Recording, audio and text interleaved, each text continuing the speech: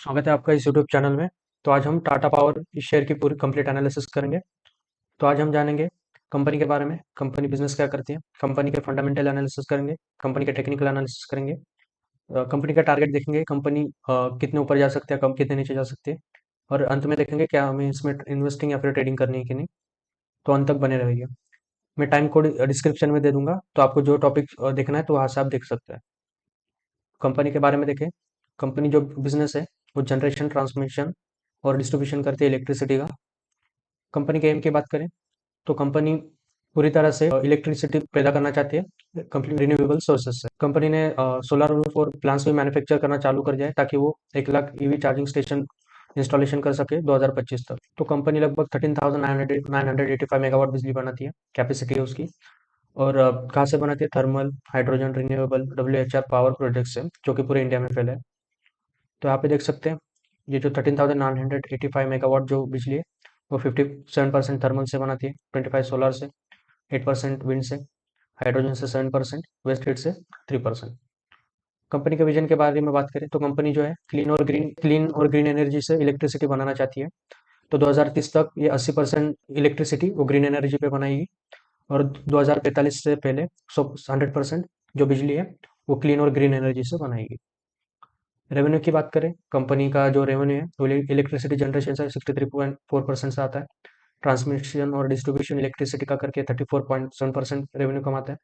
Renewable से 1% आता है, और अदर से 1% इनका रेवेन्यू आता है। तो इनके फोकस सेक्टर की बात करें तो रिन्यूएबल्स, ट्रांसमिशन, डिस्ट्रीब्यूशन, इनके जो ये कंपनी यहाँ पे फोकस करते हैं। अगर कस्टमर सेंट्रिक बिजनेस की बात करें तो देख सकते हैं सोलर रूफटॉप्स बनाती है, solar pumps, micro grids, EV charging, energy services, home automation और फ्लोटिंग सोलर। ये कस्टमर सेंट्रिक बिजनेस है टाटा पावर के। अगर रिसेंट अपडेट्स की बात करें, इन्होंने 450 plus EV charging station 350 national highway में इंस्टॉलेशन कर दिए है। इन्हें सोलर रूफ का ऑर्डर मिला है 1434 करोड़ का। और ये कंपनी बैटरीज और इन्वर्टर्स भी लॉन्च कर दिए इन्होंने यूपी, बिहार, झारखंड और वेस्ट बंगाल में। और इन्हें सोलर पंप का भी ऑर्डर मिला है यूपी से 4,342 यूनिट्स का। कंपनी के ओवरव्यू की बात करें तो सेक्टर पावर सेक्टर है। इंडस्ट्री देखें, power generation and distribution electricity का। मार्केट कैप देखें 65,600 करोड़। और कैटेगरी देखें ये लार्ज कैप कंपनी है। स्टॉक का पी देखें 13 रुपीज़ का पी है। ROC 8.29%, EPS 15.5 रुपीज़ का। करंट प्राइस इसकी 205 रुपीज़ है। बुक वैल्यू 37.6 है। ROE देख सकते हैं 16% है। पी की इंडस्ट्री पी देखें 20.3। स्टॉक का पी इंडस्ट्री के पी के हिसाब से काफ़ी सस्ता है।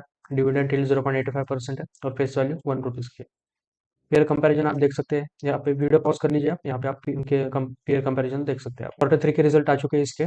तो सेल्स की अगर बात करें तो पिछले 2 क्वार्टर के मुकाबले यहाँ पे सेल्स बढ़ी है। ऑपरेटिंग प्रॉफिट की बात करें, ऑपरेटिंग प्रॉफिट भी पिछले क्वार्टर के मुकाबले काफ़ी बढ़ा है। देख सकते हैं पिछले क्वार्टर में 196 करोड़ से इस क्वार्टर में 911 करोड़। प्रॉफिट बिफोर टैक्स की बात करें, प्रॉफिट बिफोर टैक्स में भी काफ़ी अच्छी ग्रोथ हुई है। नेट प्रॉफिट की बात करें, पिछले क्वार्टर में 1200 करोड़ है, इस क्वार्टर में 1500 करोड़, तो 300 करोड़ की जंप आई है नेट प्रॉफिट में। की बात करें तो पिछले क्वार्टर के मुकाबले अ, पिछले तीनों क्वार्टर में प्रोमोटर्स की होल्डिंग सेम है। एफ की बात करें, एफ ने पिछले क्वार्टर के मुकाबले अपनी जो होल्डिंग है वो कम की है। डी ने अपनी होल्डिंग थोड़ी सी बढ़ाई है इसमें। गवर्नमेंट की होल्डिंग सेम है। और पब्लिक की बात करें, पब्लिक ने अपनी होल्डिंग थोड़ी सी बढ़ाई है। कंपाउंडेड सेल्स की ग्रोथ देखें तो 10 सालों में 3%, 5 सालों में 10% और 3 सालों में 10% है। स्टॉक प्राइस का CAGR देखें तो 10 साल में 8% का CAGR, 5 साल में 20%, 3 साल में 53% और 1 साल में माइनस में है 19%। कंपाउंडेड प्रॉफिट की ग्रोथ की बात करें तो 10 साल में 3% है, 5 साल में 16%, 3 साल में 45%। और रिटर्न ऑन इक्विटी देख सकते हैं 10 सालों में 7%, 5 साल में भी 7%, 3 साल में 9% और लास्ट ईयर देख सकते हैं 17% इसके रेट ROE है। तो अभी यह देखते हैं टेक्निकल के बारे में इसके। तो यहाँ पे देख सकते हैं, यहाँ पे चार्ट पे एक फ्लैग पैटर्न बना है। ये फ्लैग हो गया और ये हो गया उसका पोल। तो इस फ्लैग पैटर्न के बारे में इस फ्लैग पैटर्न के बारे में जानने के लिए आप tradeequity.in पे जा सकते हैं, लिंक इन द डिस्क्रिप्शन। यहाँ पे मैंने फ्लैग पैटर्न के बारे में पूरी जानकारी दी है, वहाँ से आप पढ़ सकते हैं। तो अगर ये फ्लैग पैटर्न के बारे में बात करें, अगर ये इसका जो रेजिस्टेंस है वो पहले तोड़ता है तो यहाँ पे जो इसका फर्स्ट टारगेट होगा वो 234 रुपीज़, सेकेंड होगा 252 रुपीज़, थर्ड होगा 272 रुपीज़, और फोर्थ होगा 299 रुपीज़। अगर ये ऊपर ऊपरी ओर ब्रेकआउट देता है।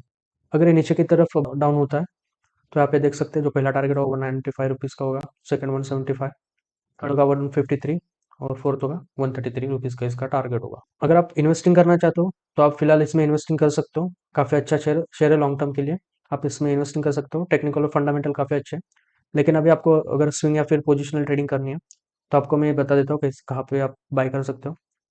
अगर ये स्टॉक यहाँ पे ब्रेकआउट देके क्लोजिंग कर दे और फिर वापस ऊपर जाने की कोशिश करें तो यहाँ पे आप 224 पे बाई कर सकते हो। नीचे यहाँ पे जो कैंडल स्टिक के लो के यहाँ पे स्टॉप लॉस लगा सकते हो।